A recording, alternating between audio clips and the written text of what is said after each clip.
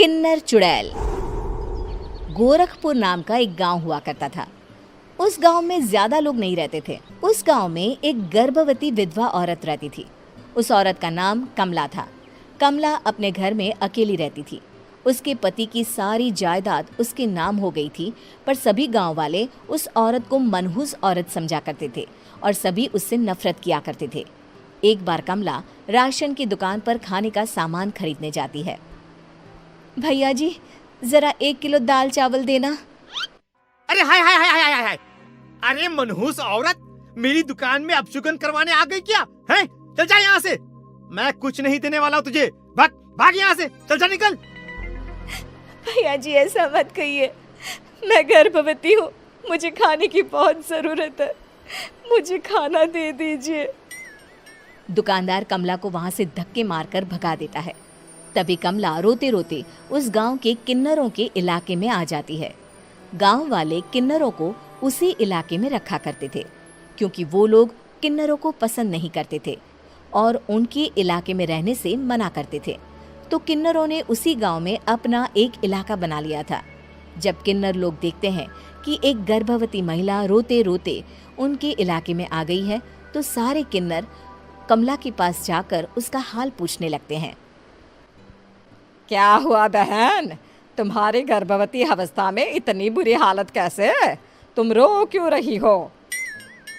तुम डरो मत, हम तुम्हें कोई नुकसान नहीं पहुंचाएंगे। तुम शांत होकर सब बताओ कि हुआ क्या है। मैं कमला हूँ। मैं गांव के दूसरे इलाके से आई हूँ। 2 महीने पहले ही मेरे पति की मौत हुई है। मुझे गांव के लोग मनहूस मानते हैं, क्योंकि मैं विधवा हूँ और गर्भवती भी। वहाँ के लोग मुझे खाने के लिए कुछ बेचने के लिए भी तैयार नहीं, जिससे मेरा गुजारा नहीं हो रहा था। कोई बात नहीं कमला, हम तुम्हारा ख्याल रखेंगे। किन्नर लोग कमला को एक खाली घर में रहने के लिए जगह दे देते हैं और उसकी देखभाल भी करते हैं। कुछ ही महीने बाद कमला अपने बच्चे को जन्म देती है, पर अफसोस, कमला बच्चे को जन्म देते ही अपनी जान गंवा देती है। जब सब किन्नर बच्चे को देखते हैं तो बहुत खुश हो जाते हैं, क्योंकि वो बच्चा भी किन्नर ही था। कमला ने एक किन्नर बच्चे को जन्म दिया था। अब इस बच्चे की देखभाल कौन करेगा? हम तो इस बच्चे को गांव के दूसरे इलाके में भी नहीं भेज सकते। और तो क्या हुआ, इस बच्चे की माँ नहीं रही तो हम इसे पालेंगे। अब ये हमारे इलाके में रहेगा, हमारे साथ रहेगा। फिर वो किन्नर उस किन्नर बच्चे को गोद ले लेते हैं, उसका नामकरण कराते हैं। उस किन्नर बच्चे का नाम शक्ति रखा जाता है। देखते ही देखते शक्ति बड़ी होने लगती है। उसके रंग रूप बहुत सुंदर थे। वो बहुत सुंदर किन्नर दिखती है। एक दिन शक्ति एक किन्नर से पूछती है, माँ जी सुनिए ना, ये गांव के दूसरे इलाके में भी तो लोग रहते हैं, तो हम वहाँ क्यों नहीं जाते? हम उनसे अलग क्यों रहते हैं? शक्ति, क्योंकि वो लोग हमारे जैसे नहीं, वो लोग हमें पसंद नहीं करते, इसीलिए हम उनसे अलग रहते हैं। क्यों? वो हमें क्यों पसंद नहीं करते? मुझे एक बार उस इलाके में जाना है। मैं एक बार वहाँ जाकर घूम कर आऊँ। शक्ति, खबरदार, जो तू उस इलाके में कभी भी गई तो अपनी जान नहीं गंवाना चाहती तो उस इलाके में कभी कदम भी नहीं रखेगी, समझी? इतना कहकर वो किन्नर वहाँ से चली जाती है। शक्ति उस किन्नर की बात सुनकर बहुत रोती है। माँ जी, ऐसा कैसे कह सकती हैं? उन्होंने इतनी सी बात के लिए मुझे इतना डांटा। अब तो मैं उस इलाके में ज़रूर जाऊंगी। फिर एक दिन शक्ति गांव के दूसरे इलाके में चुपके से जाती है। ये लोग तो हमारे जैसे ही इंसान हैं, तो ये हमसे नफरत क्यों करते हैं? जब शक्ति उस इलाके में पहुंचती है तो गांव के सारे आदमी उसके रूप से मोहित हो जाते हैं। वो लोग ये अंदाज़ा नहीं लगा पाते कि वो किन्नर है। शक्ति की सुंदरता देखकर सारे गांव वाले उसकी तारीफ करने लगते हैं। तभी गांव का चक्कर लगाने गांव के जमींदार का बेटा हर्ष वहां पहुंचता है। हर्ष भी दिखने में बहुत सुंदर होता है। जब हर्ष ने शक्ति को देखा तो वो भी उससे मोहित हो गया, और जब शक्ति की नज़र हर्ष पर पड़ी तो वो हर्ष को देखकर मोहित हो गई। आपको पहले कभी इस गांव में देखा नहीं। इस गांव में आप नए हैं क्या? जी नहीं, वो मैं बस। तभी शक्ति बोलते बोलते रुक जाती है और मन में सोचने लगती है, अगर मैंने इनको बता दिया कि मैं दूसरे इलाके से आई हूँ तो वो समझ जाएंगे कि मैं किन्नर हूँ, इसलिए मुझे इनसे झूठ ही बोलना पड़ेगा। शक्ति हर्ष को कहती है, जी हाँ, मैं इस गांव में नई आई हूँ, यहाँ अकेली रहती हूँ। वैसे आप कौन है? आप भी इसी गांव में रहते हैं? जी हाँ, मैं इस गांव के जमींदार का बेटा हूँ। आपको किसी भी चीज की जरूरत पड़े तो आप मुझे बता देना, मुझे अच्छा लगेगा। ऐसे ही शक्ति और हर्ष एक दूसरे से रोज मिलने लगते। वो दोनों अपने प्यार का इजहार करने एक दूसरे से मिलने जाते हैं। तभी शक्ति का पीछा करते करते एक किन्नर वहां आ जाती है। शक्ति, शक्ति, मैं तुमसे बहुत प्यार करता हूँ। मैं तुमसे शादी करना चाहता हूँ। क्या तुम मुझसे शादी करोगी? हाँ हर्ष, मैं तुमसे शादी करूँगी, पर मैं तुमको अपने बारे में एक सच्चाई बताना चाहती हूँ जो मैंने तुमसे छुपा कर रखी है। तभी उनके बीच में ही वो किन्नर आ जाती है।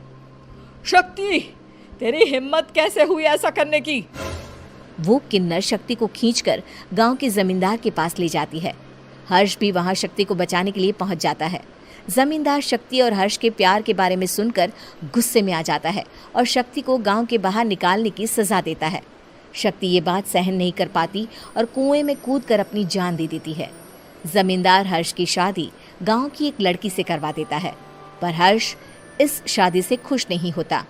शक्ति अपना बदला लेने के लिए मरने के बाद किन्नर चुड़ैल बन जाती है। अब मैं इन गाँव वालों को नहीं छोड़ूंगी, अब इनसे मैं अपने प्यार का बदला लूंगी। किन्नर चुड़ैल गांव वालों को परेशान करना शुरू कर देती है। एक बार वो रात को गांव के खेतों में पहुंच जाती है और वहां आग लगा देती है। सारी फसल जल के राख हो जाती है। जब एक आदमी रात को उठकर देखता है कि खेत में आग लग गई है तो वो वहां पहुंच जाता है। वो देखता है कि खेतों के बीचों बीच एक किन्नर चुड़ैल खड़ी है और वहां खड़े होकर ताली बजा रही है। गांव वाला किन्नर चुड़ैल को देखकर बेहोश हो जाता है।